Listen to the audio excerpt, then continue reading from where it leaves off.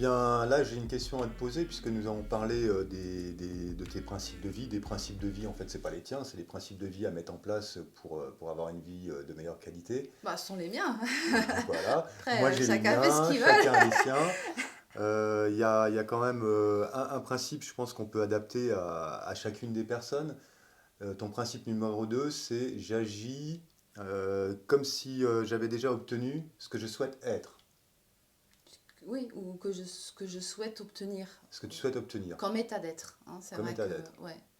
Donc ça a un rapport avec la loi de l'attraction, ça a un rapport avec... Je ne sais pas si ça a un rapport avec la loi d'attraction, parce que la loi d'attraction, tout le monde a sa vision de la loi d'attraction. Il y en a qui pensent que la loi d'attraction, c'est penser du matin jusqu'au soir à la chose qu'on veut obtenir. Il y en a qui disent que la loi d'attraction, c'est de visualiser et de ressentir que cette chose elle fait déjà partie de notre quotidien. Donc après, c'est difficile de dire ça correspond à la loi d'attraction, parce que beaucoup de gens ont une vision différente de ce que c'est que la loi d'attraction. Donc pour moi, oui, ça pourrait ressembler à la loi d'attraction, mais je ne veux pas rentrer dans le débat.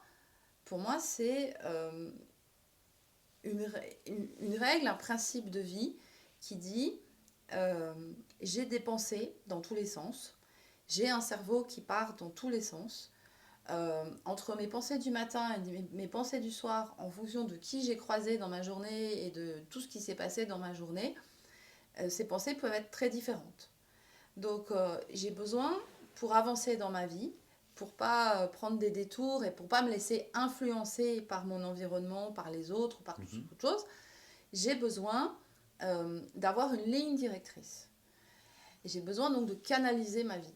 Et pour canaliser ma vie, le mieux, ça reste de euh, bloquer dans ma tête l'image de ce que j'ai envie de qui j'ai envie de devenir, quel état d'être j'ai envie d'obtenir.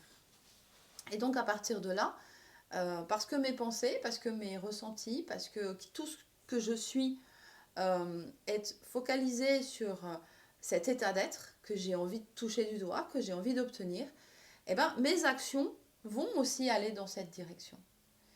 Et si je me positionne intérieurement comme si j'avais déjà cet état d'être, eh bien, fatalement, il y a des choix que je ne vais pas faire dans ma vie, il y a des personnes que je ne vais pas Fréquenter. rencontrer, fréquenter dans ma vie, et il y a plein de choses qui vont se mettre en place naturellement, sans que je sois obligée intellectuellement d'y penser, de faire le tri, de me poser des questions, de tergiverser, de douter, etc.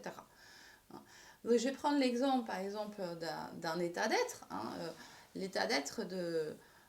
je ressens à l'intérieur de moi que j'ai besoin d'être athlétique, en pleine santé, d'avoir de l'endurance, d'avoir de la force, etc. Donc, si je me positionne à l'intérieur de moi-même comme si je suis une fille qui est déjà active, musculairement parlant, qui a de l'endurance, qui est capable de courir ou de marcher longtemps, qui a cette énergie, cet élan, ben, qu'est-ce qui va se passer? Ben, dans mon planning, je vais déjà, comme je suis quelqu'un ouais, j'aime le sport, je suis active, etc., dans mon planning, c'est clair qu'il va y avoir des séances de sport. Alors peut-être qu'au début, dans mes séances de sport, je vais être très nulle. Peut-être que je ferai une pompe et demie et encore à genoux.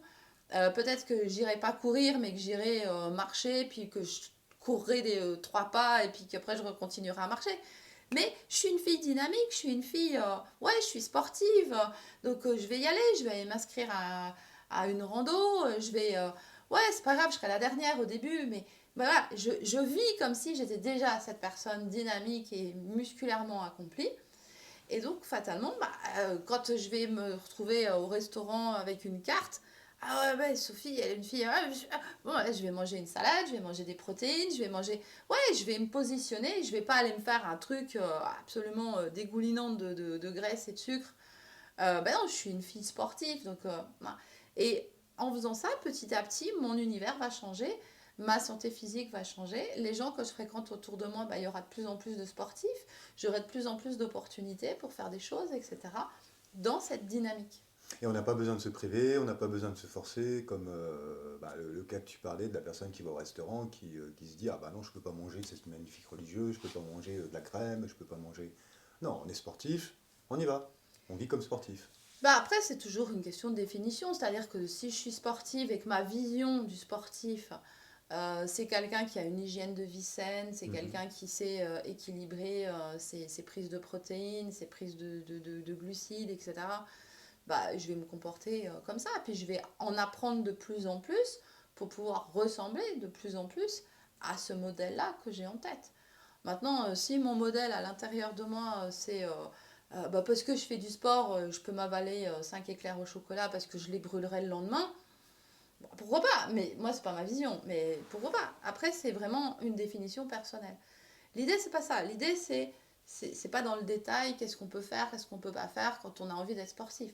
L'idée, c'est que je veux développer en moi une partie de ma personnalité qui m'appelle.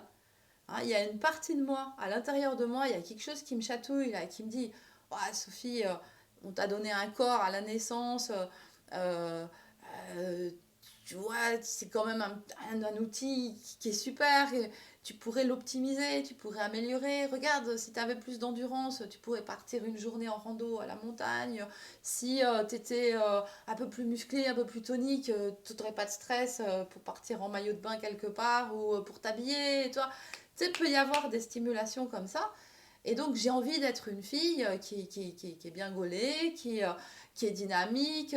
Quand on lui propose d'aller faire une virée quelque part, elle a l'énergie pour, parce qu'elle a...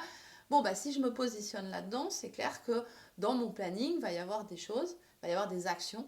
Et je vais faire des choix naturellement, sans avoir à me prendre la tête, parce que je suis déjà cette femme.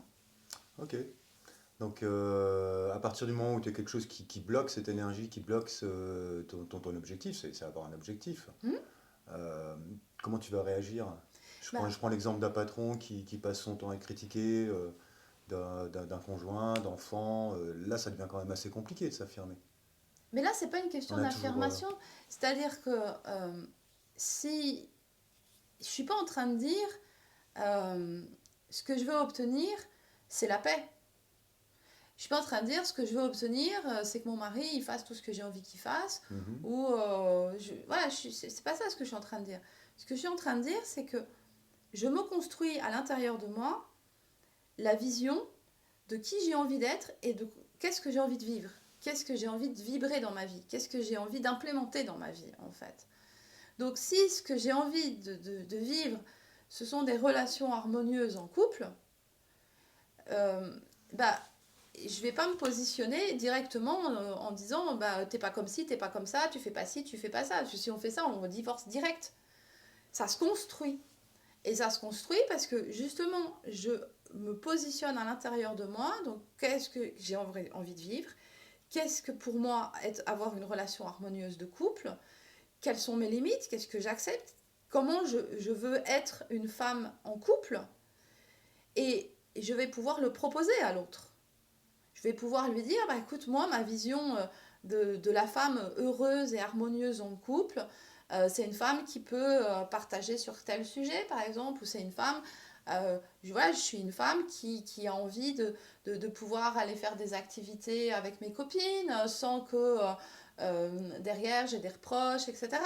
Et donc, on va pouvoir construire la relation en fonction de cette vision que moi j'ai de moi-même et que l'autre aussi a de lui-même. Parce que si mon partenaire de vie n'est pas en capacité de ressentir et de vraiment vibrer ce qu'il a réellement envie de vivre dans sa vie, on va jamais pouvoir échanger. Donc c'est une construction de couple. C'est pour ça que le couple, ça se construit. Donc c'est pas, tiens, à partir de maintenant, comme je suis mal dans mon couple, je vais lui dire ça, je vais lui faire ci, je vais lui faire ça. Non, pas du tout. C'est une histoire à deux, c'est une histoire d'échange. Mais ce que je dis, et moi là, on parle de nos principes, de mes principes de vie pour avancer, c'est mes principes à moi, comment je me positionne à l'intérieur de moi pour pouvoir rentrer en relation avec les autres, pour pouvoir rentrer en relation avec le quotidien, pour pouvoir poser des actions qui vont dans une direction favorable pour ma vie. Est-ce que tu as un bloc-notes de tes principes? Est-ce que tu les relis fréquemment? Est-ce que Moi. Oui, oui, oui, c'est ancré, c'est Ouais, naturel. Ça c'est t'a pris ancré. combien de temps pour les ancrer en fait? Bah, j'ai 52 ans, ça m'a pris 52 ans et je suis Ah, encore en train d'en découvrir quelques-uns. Donc, mais oui, c'est totalement intégré, c'est un art de vivre. comment tu fais pour en parler de 40? Bah, c'est gentil. Voilà, mais ça en fait partie, c'est-à-dire qu'à partir du moment où je me positionne euh, dans l'envie d'être une personne en pleine santé, une personne qui n'a pas de douleur, qui a de l'énergie, etc., eh ben, je vis cette personne-là du matin jusqu'au soir. J'avais une cliente qui avait envie d'être prof de yoga, mais bon, elle a pris des cours, elle a fait tout un tas de trucs, elle avait un bon niveau par rapport à son professeur, mais elle n'arrivait pas à devenir prof de yoga, elle n'arrivait pas à s'installer comme prof de yoga et aller chercher de la clientèle pour pouvoir vivre de sa passion. Mais je lui ai dit, mais vous voulez être prof de yoga, vous avez acquis des compétences pour être professeur de yoga, elle avait sa certification, donc elle avait ses compétences. Et je lui ai dit, mais vous vivez comme une employée de bureau qui veut être prof de yoga. Et il se présente. Donc, vous serez toujours quelqu'un qui voudra être une prof de yoga. Mais vous ne serez jamais quelqu'un qui vit prof de yoga. Donc, à partir de maintenant, si vous voulez réaliser votre objectif, vivez comme si vous aviez déjà des étudiants, comme si vous aviez déjà des heures de cours posées sur votre planning.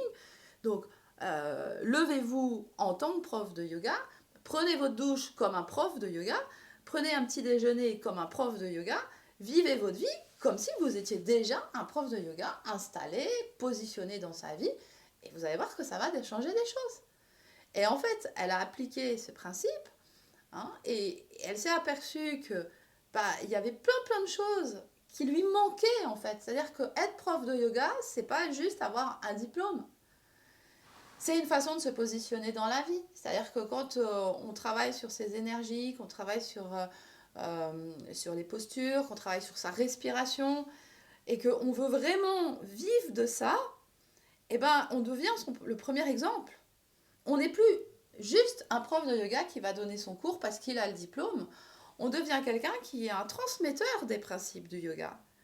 Et donc, effectivement, elle s'est aperçue qu'elle devait changer son alimentation parce qu'elle donnait plein de cours sur le yoga, la souplesse, le machin, l'énergie, la respiration.